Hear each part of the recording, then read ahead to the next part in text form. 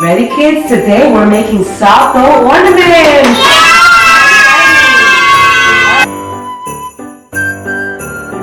So the first thing we're going to do is make the dough. And then I'm going to call you one by one so that you can pick out the molds and we can go ahead and start painting them. Ready? The first thing is the dough. I'll be right back, alright? So let's get started. You need 4 cups of flour, 1 cup of table salt, and 1.5 cups of water. First, I'm going to pour in the flour. Then I'm going to go ahead and pour in the salt. And then I'm going to mix these 2 ingredients together. As I do this, I'm going to slowly pour in the water. And I'm going to continue stirring until it starts turning into a dough. So I'm going to continue stirring until it starts looking like a dough, and then I'm going to start working it in with my hands, and I'm going to start kneading it.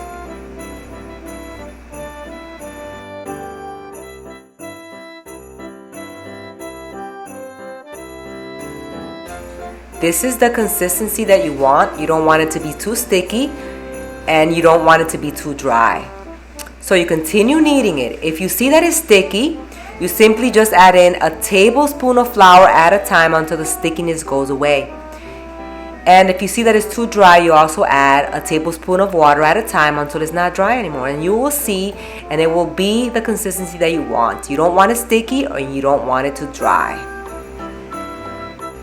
Alright, so now it looks like it's ready, and I'm going to go ahead and put some flour down on the counter, and I'm going to roll out the dough. You want it to be as flat as possible, but also not too thin, because this is where the children are going to be putting down their cookie cutters. So you just want to flatten it out as much as possible. Then you call one child at a time so that they can pick out their different cookie cutters that they want to use.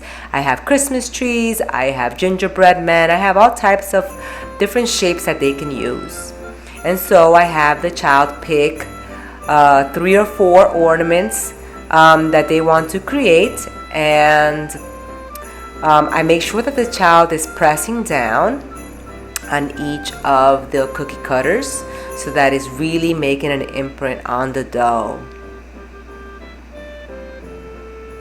So the children really enjoy this because they get to pick out the shapes that they want to make their ornaments out of. So it really becomes like a personal thing for them, and they really love it. And I call in one child at a time because it makes it less chaotic and it diminishes the sibling rivalry. And you know, children can pick the same shapes if they want to. So we can have multiple gingerbread men, we can have multiple Christmas trees, and it's not really a problem. So we just call them one at a time, and they really have fun picking out their ornament shapes. The next step is that I remove the dough around the shapes, and then I'm going to be reusing that dough. So I just set it to the side, and then I'm going to be rolling it out again to do another set of ornaments. So this is something that I do for them, and then what I do is just grab it with my hands, and then I get a pencil and I put a hole through it. You can get a straw, you can get any type of pointy object to poke a hole through it. Make sure the hole is wide enough, because as it bakes it does get a little smaller. So just continue doing that with all of the ornaments and making the little hole at the top. Another thing that we love to do is handprints for the little ones. And so I just go ahead and I press their hand down into the dough, making sure that I'm pressing down every one of the fingers so that it's really making an imprint. And then I'm going to be cutting out a shape. So what I'm doing is I'm just grabbing a knife and I am going to be making a little circle around it as close as I can to the handprint. Doesn't have to be perfect, just try your best to go around in a circle. Some people make hearts or other different shapes. You can make whatever it is that you like. So here it is. Now for the handprints, they take a little longer to bake, so keep that in mind since they are a little bit more thicker. And then you want to go ahead and make your hole so that you are able to also hang this on the tree. I find that these hand Ornaments are so beautiful on the tree, so personal. You can write their names on it and the year, and they can have it as a memory when they get older. All of my other kids have their little handprints that we've made as ornaments. And it's just beautiful. They can even keep it when they get older and put it on their Christmas tree. And here's the baby's little handprint. It's just so adorable. And then always remember to make the hole at the top.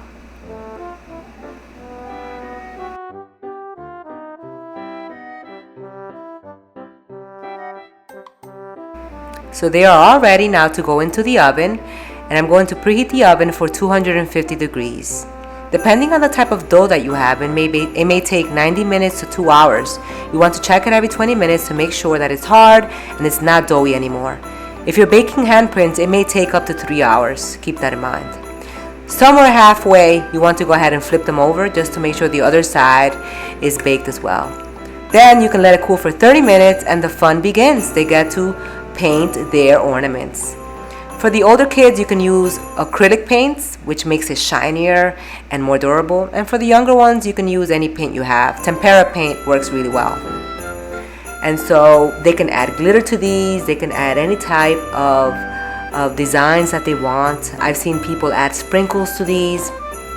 It's really endless the amount of things you can add to them to make them personal and beautiful. They love to be able to add their personal touches, and this is the most fun that they have with the ornaments, just being able to add their personal touches. I'm going to let them dry now overnight, but you let it dry for as long as you need to. And then the next step is to add string to your ornaments. So this is the next day, and I've already added the string here. You can use any string that you want. I am using this colorful string that I got from Michael's Arts and Crafts store. So I'm going to go ahead and cut some of the string and add it on there. Now, if for some reason, because of the painting, the hole is covered, you can use a sharp object such as a needle or any other sharp object to poke it through and make the hole again so that you can tie your string on. Now it's ready to go on the tree. What I do next is that I call the children one by one so that they can hang up their ornaments on the tree. Again, this makes it less chaotic and they get to pick their ornaments, see their beautiful creations, and hang it up on the tree.